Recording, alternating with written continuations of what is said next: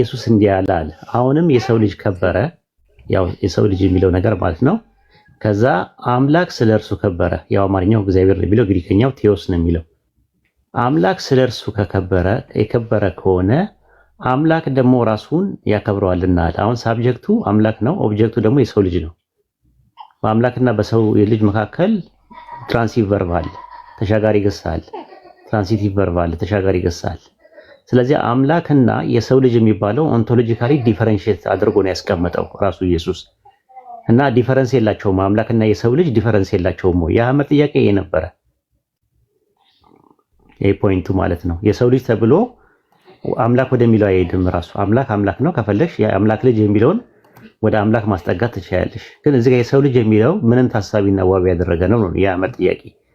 ጥያቄውን ሳትረጁ ወደ መልስ ስለምትሄጂ ነው አንቺ እየተቸገርሽ ያለሽው። ከዛ አንፃር ነው። አህመድ መቀጠል ትችላለህ።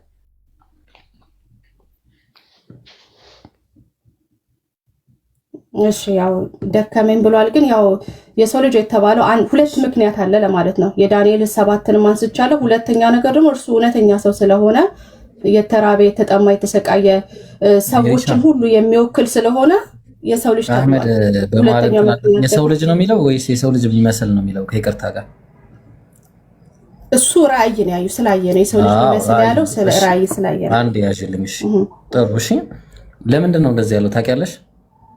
እዚህ ጋር ከመጀመሪያ ሲናገር አራትም ታላላቅ አራዊት ይላል። ይታይሻል ላይ አራዊት። እነዚህ አራዊት የተባሉት ንጉሶቹ አራዊት ናቸው ማለት ነው። የሚነሱት አራዊቶች አራቱ ነገስታት ቆይ ነገስታት ገብቶኛል። አራቱ ነገስታት አራዊት ናቸው ማለት ነው። ሲምቦሊክ ነው አራዊት የሚባለው ቃል ሲባል ነው ሲምቦሊክ ነው። በጣም ጥሩ። ስለዚህ አሁን የአራዊቶቹን ደግሞ ምን አረገ ሲናገር እንግዲህ አሁን እየተናገረ ነው። ከአራዊት ደግሞ ለየት ያለ ነገር ሲመጣ ከዛ ምንም ይመስል አየው አለ። መለየት አለበታ ከዚህ ገብቶሻል። ሰው የሚመስል ደግሞ አየው አለ። የሚመስል ነው ያየው። ሲጀመር የሚመስል ነው እንጂ የሰው ልጅ አየው አላለም። የሚመስል አየው ነው ያለው። ተግባባን። ይሁንና አሁን ያንቺ ሙግት አያስኬድም። አንደኛ ምክንያቱም ኢየሱስ ነው ብለሽ ከሄድሽ ትልቅ ችግር ውስጥ ነው የምትገቢው። ምክንያቱም አይሁዳ ማን ነው ሮማውያን አራተኛ መንግስት ሮም ነው። የአራተኛ የሮም መንግስት ደግሞ ኢየሱስን አጥፍቶታል። ለኢየሱስ ነው ማለት ያቺን ፎልስ ምን ይሆናል? ፎልስ ፕሮፌሲ ሆኖ ቁጭ ይላል። ፎልስ ፕሮፌሲ ሆኖ ቁጭ የሚለው ተግባባ። ምክንያቱም አራተኛው የሮም መንግስት ነው። የሮም መንግስት ደግሞ ኢየሱስን ገለውታል። ተግባባን። ስለዚህ የማይሆን ነገር ነው። አሁን መጀመሪያ የተጠየቀው እኔ አሁን አንድ ጥያቄ ኢየሱስ አምላክ ነው ለሚል አንድ ጥቅስ አምጪ ነው። በቃ አሁን ቅድም የተባለው አህመድ አንዴ ይግባና እቺ ነገር ይጨርስ። ቆይ ከአንቺ ጋር መጀመሪያ ግን እቺ ነገር እንድታርሚ ስለፈለኩ ነው። እዚህ ጋር አራዊት ስለተባለ አራዊት ናቸው ማለት እንዳልሆነ ነው። ፐርፌክት። እኔ ልመልስ እዚህ ጋር ስጥኝና አይደል ልመልስ። ኦኬ። በዳንኤል መጽሐፍ ላይ አራዊቶቹን ዳንኤል ተርጉሟቸዋል። ምን ብሎ እነዚህ አራዊቶች መንግስታት እንደሆኑ እራሱ ተናግሯል። ቁጥር 16 እስከ 18 ማለት ነው። ይሄ የሰው ልጅ ቆይ ልጨርስ። የሰው ልጅ የተባለውም ደግሞ ዳንኤል ስልጣን ተሰጠው፣ ክብር ተሰጠው፣ መንግስት ተሰጠው፣ ህዝቦች ሁሉ ያገለግሉት ያመልኩት ይላል። ይሄ ለፍጡር የሚሰጥ እንዳልሆነ እናውቃለን አይደል? ይሄን ቆይ ልጨርስ ነው አይተርጉሙ እዛው ላይ ያለች የሰው ልጅም የሚለውንም አራቱ አራዊትን እነማን እንደሆነ የተረጎመው ገብርኤል እዛው ላይ የሰው ልጅ ቢመስል የተባለው ማን እንደሆነ ትርጉሙን ተናግሯል። ኢየሱስ ራሱ ተናገረ። ማን ለራሱ ሰጣ? ኢየሱስ ክርስቶስ በማርቆስ 14:7 ላይ መላኩ ገብርኤል እዛው ላይ ደንግጥ ከ15 ጀምረሽ አንብቢው፣ ትርጉሙ ይነግርሻል ማን እንደሆነ። እንዳለ ራእዩን ካየ በኋላ በራእይ ነው ያየው የሰው ልጅ የሚመስል የለውም። አራት አራዊት የሚባሉት ምንነሳን ምን እንደሆኑ ከ15 ጀምሮ ነው ከፈለግሽ ማለት ይተረጉመዋል እዛው ላይ። እስቲ ያው በእኔ በዳንኤል በስጋዬ ውስጥ አለ። አዩ በደንብ አዳምጪ።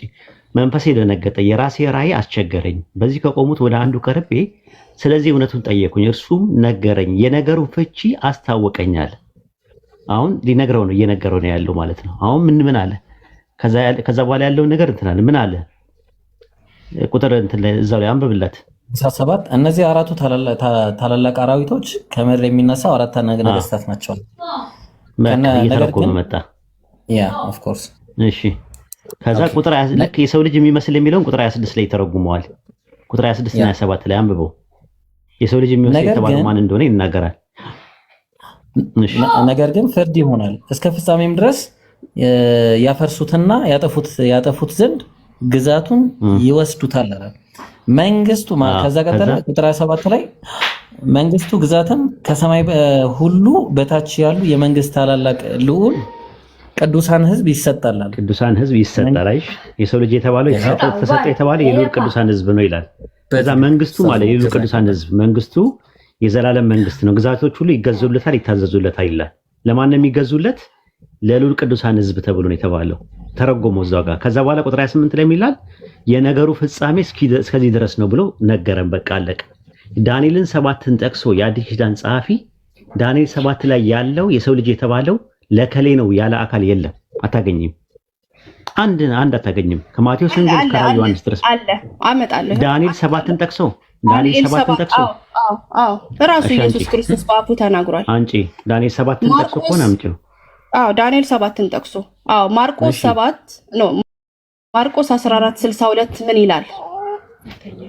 የሰው ልጅ በኃይል ቀኝ ተቀምጦ በደመና ላይ ሲመጣ ታያላችሁ። ኦኬ የሰው ልጅ ዳንኤል 7 ላይ አላለም። ዳንኤል 7 ላይ አላለም። ዳንኤል 7 ማለት አለበት በደመና ዳንኤል 7 ምን ይላል? የሰው ልጅ በደመና ላይ የሚቀመጥ ኢየሱስ ብቻ አይደለም መልአክም ይቀመጣል በደመና ላይ እኮ ራዕይ 14:14 ላይ አውጣላት። በደመና ላይ የሚቀመጥ መልአክም ይቀመጣል። ራሱ የሰው ልጅ የሚመስል የተባለ እንደው መልአክ ነው። ሌላ መልአክ መጥቶ ነው የሚለው ራዕይ 14:13 ነው አውጣላት። እሺ በአብ ቀኝ የሚቀመጥ አለ መልአክ አለ። በሰማይ ደመና ነው የሚለው። አሁን በሰማይ ደመና ተቀምጦ ነው የተባለው። አሁን የተባለው በደመና የተቀመጠ ኢየሱስ ብቻ አይደለም። አልመልስም ማለች ለምን እንደሆነ ትላንትና እያወራን ነበርና እግዚአብሔር ምንድነው ስላት አምላክ ነው ማለት ከበዳት። ለምን እንደሆነ እንጂ እና ከቻልሽ ሜሪ ተመለሽ። 5 ደቂቃ ነው ከኔ ጋር እንቆይ። ትገባ ይሆን? ምናልባት ካልገባች እስቲ የምትገባ አይመስለኝም። ሀብቴን ታወራዋለህ? እሺ ሀብቴ ያለክ? አዎ ጥያቄ አላት። ግን ጥያቄ ካላት በኋላ በጣም እንትን ብላለች። ጥያቄ ነው ጠይቂ። አዎ ጃ ቀጥለሽ ጥያቄ እንድጠይቂ ተፈቅዶልሻል። እኔማ እሷን ነበር የፈለኳት። እሺ በቃ እሺ ሀብቴ አለክ? ሀብቴ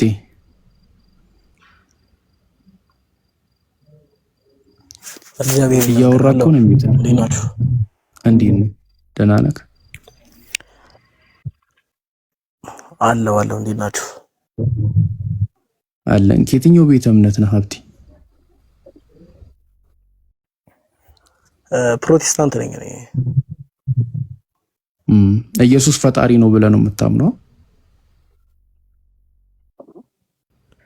አዎ። ኦኬ። የኢየሱስ ሰውነት ፍጡር ነው?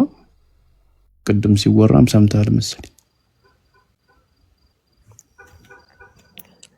አዎ የኢየሱስ ስጋው ተፈጥሯል ማለት እንችላለን። አዎ። ማን የፈጠረው? አምላክ። ቆማ ኢየሱስ ነው? አብ ነው? መንፈስ ቅዱስ ነው ወይስ ማን የፈጠረው?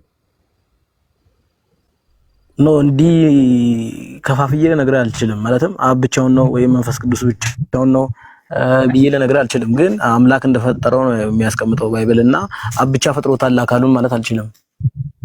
እና ርዕሱ ደግሞ እሱ አይደለም። ማን ሶስቱም ነው የፈጠረው? ርዕሱ እንቀጥል እኮ ስለ ኢየሱስ አምላክነት ነው ያለው። አዎ አምላክ። ስለዚህ ስለ ሶስቱም ነው የፈጠሩት። ስለሱማ አልነበረ ነው ስለሱማ አልነበረ ሲወራ የነበረው ነገርኩ እኮ አልነጣጥልም። ወደሱ ትሄዳለህ። ይሄን መልስና እሱ ላይ ማውራት ከፈለክ ወደሱ ትቀጥላለህ። የኢየሱስን ስጋ ማን ይፈጠረው? አምላክ ነው አልኩ። ማን ነው ላልከኝ ጥያቄ ደግሞ አልከፋፍልልህም ብዬ መለስኩልህ አይደል እንዴ? እኮ ሶስቱም ነው የፈጠሩት።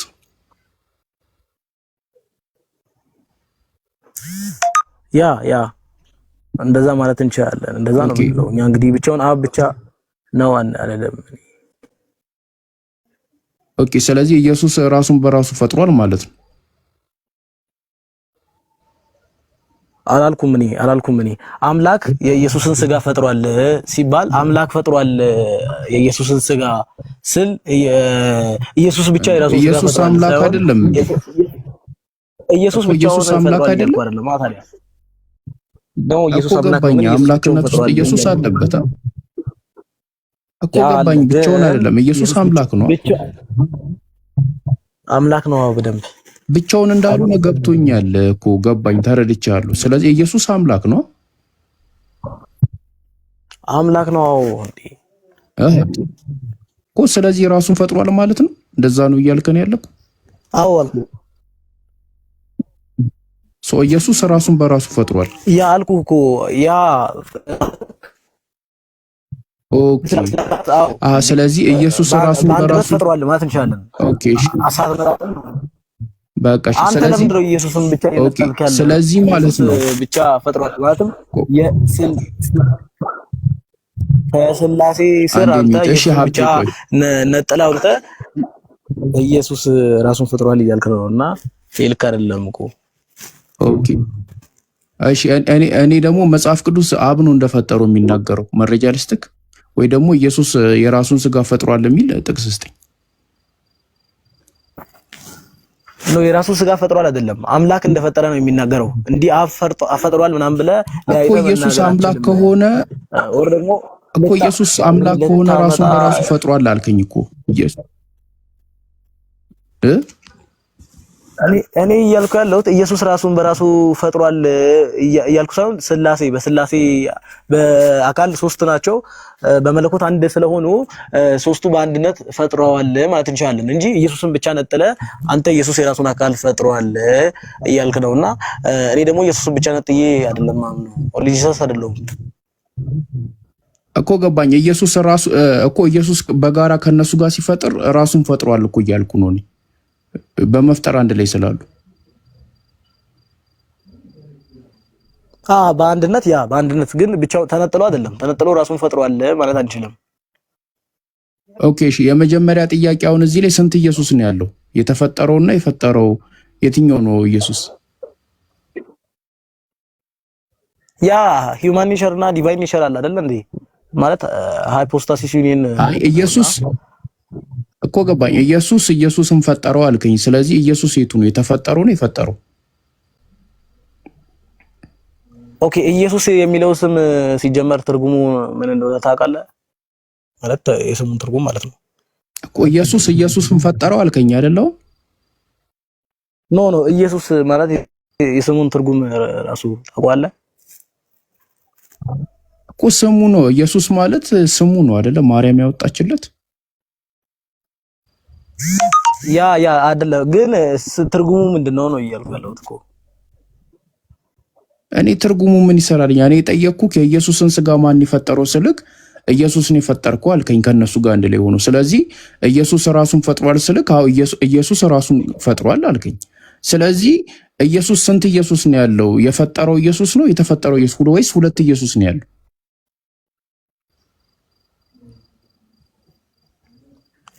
አዎ እኮ ያን መልስልህ እኮ ነው። ኢየሱስ ማለት የስሙ ትርጉም ራሱ ምንድነው የሚለው መልስልኝ እያልኩ እኮ ነው። እኔ ስም ትርጉም ሳይሆን ኢየሱስን ፈጠረ የሚለው ድረስ ተስማማን። ስለዚህ ኢየሱስ የተባለው የፈጠረው ነው ወይስ የተፈጠረው ነው? የትኛው ነው ኢየሱስ? ወይስ ሁለት ኢየሱስ ነው ያለው?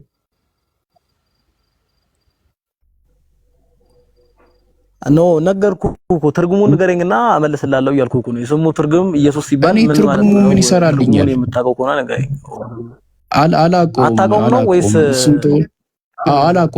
አላውቀውም። ኦኬ እንደዛ ከሆነ እኔ ልንገርህ ከስሙ እንኳን ስንጀምር ማለት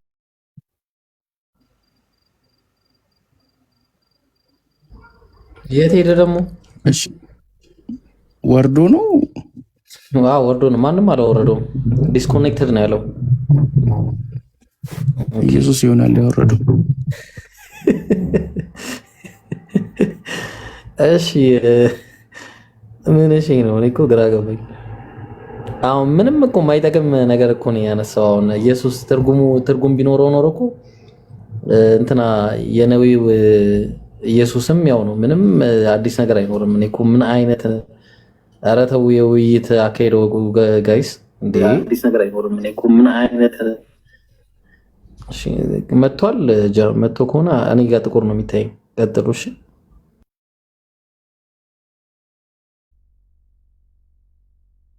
የመጣው ቀጥሉ ወንድሞች።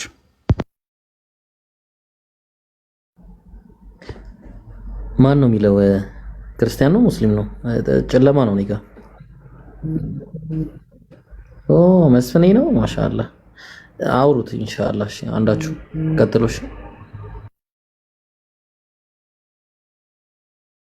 አውራው ከተመቸ ኢምሩ ሚት ካነሳ ቀጥል ይምራ ወንድሞች ካለ ኡስታዙና ካለ ጃቲንግ ወረደ መሰለኝ። ኡስታዙና ይመቻል።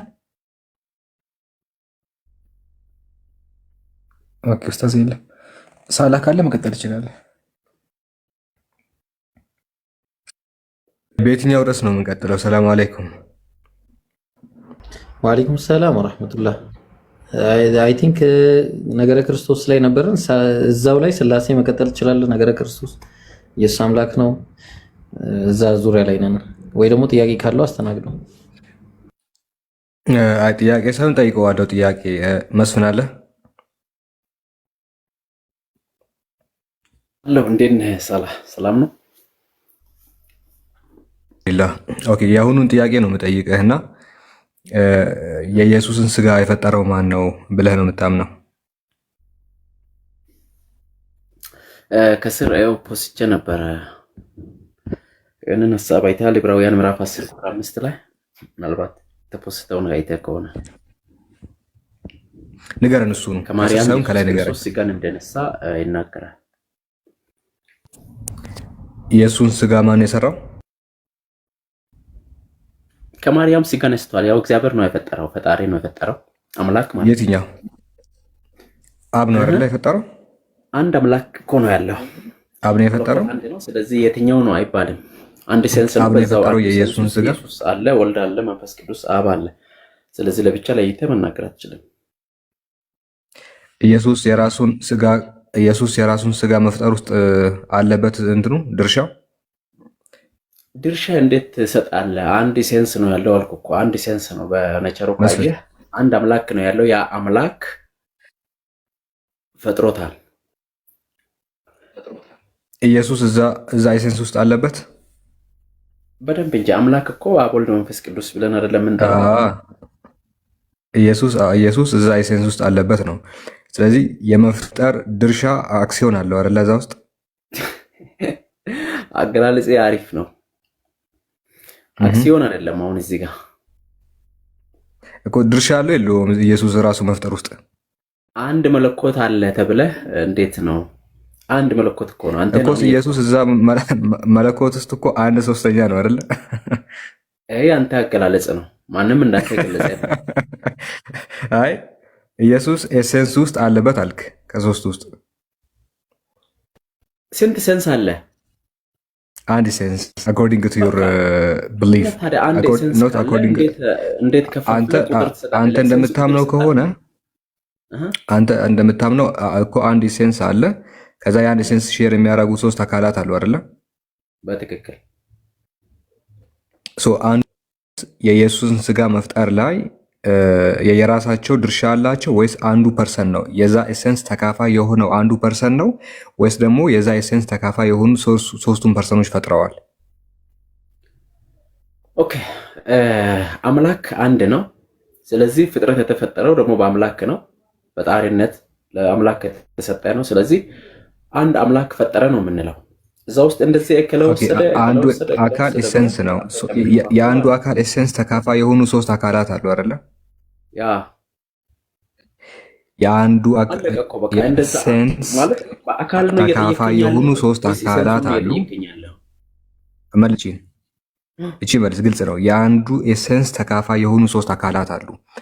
እነዚህ ሶስቱም የኢየሱስን ስጋ የመፍጠር ላይ ድርሻ አላቸው ወይስ ከሶስቱ ውስጥ አንዱ ብቻ ነው ድርሻ ያለው? አንድ መለኮት ነው አልኩ እኮ። አንድ መለኮት ያን አንድ መለኮት ሼር የሚያደርጉ ሶስት አካላት አሉ አይደለ? ሶስት አካላት አሉ። ታዲያ ምን ሌላ ምን ፈለክ? እዚህ ጋር ያዝልኝ።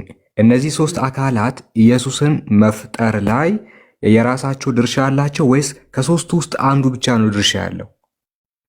ሁሉም ድርሻ አለው፣ በአካል ደረጃ ከመጣ ማለት ነው።